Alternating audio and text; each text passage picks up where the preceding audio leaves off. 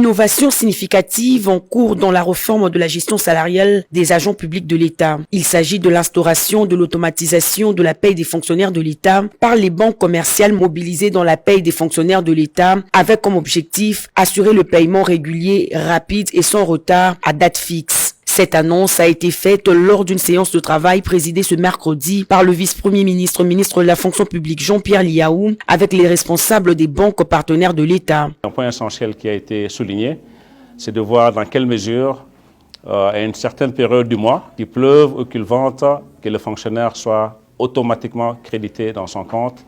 Et le reste, ça pourra se discuter entre le gouvernement et le secteur bancaire dans la couverture des avances qu'on aurait fait vis-à-vis des bénéficiaires. Il y a aussi l'amélioration de l'identification de ceux-là qui bénéficient des apports de l'État en termes de salaire.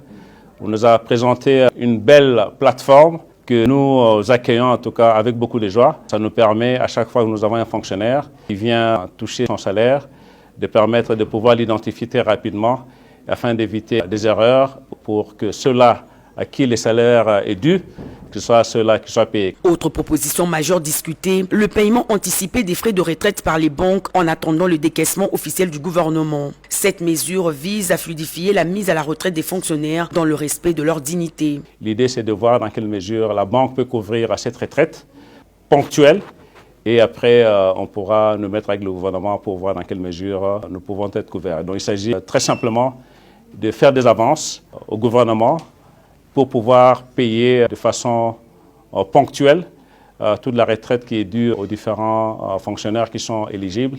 Et nous, par après, nous pourrons travailler avec le gouvernement pour pouvoir nous couvrir. Ces réformes traduisent la volonté du gouvernement de moderniser l'administration publique et d'améliorer concrètement les conditions socio-professionnelles des agents publics de l'État.